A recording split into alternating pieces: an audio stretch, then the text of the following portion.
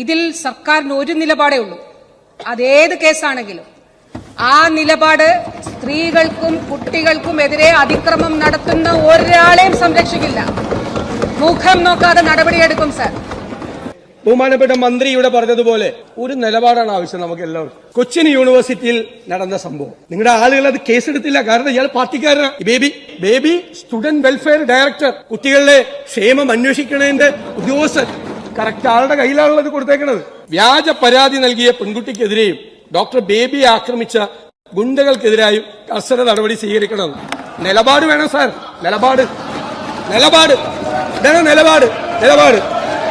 University statute അമെന്റ് ചെയ്ത് non teaching പോസ്റ്റിൽപ്പെട്ട ഇയാളെ teaching പോസ്റ്റിലേക്ക് മാറ്റി. കഴിഞ്ഞ 11 വർഷക്കാലത്തെ മുൻകാല പ്രാബല്യത്തോടുകൂടി UGC ശമ്പളം കൊടുത്തു. അയാളാണ് ഈ പ്രതി. നിലപാടാണ് സാർ, നിലപാട്.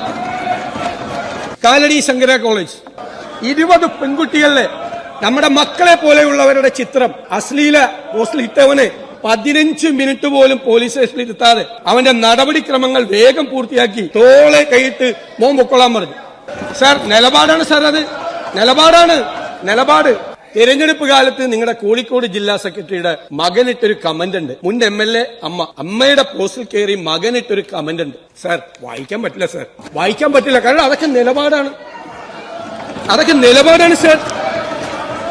കോഴിക്കോട് മെഡിക്കൽ കോളേജിൽ ഒരു പെൺകുട്ടി പീഡിപ്പിക്കപ്പെട്ടു എന്ന് ബോൾഡായി അതിന് മൊഴി കൊടുത്ത ആ സ്ത്രീയെ മെഡിക്കൽ കോളേജിൽ നിന്ന് ഇടുക്കിയിലേക്ക് സ്ഥലം മാറ്റിയ ആളാണ് ഈ ആരോഗ്യമന്ത്രി.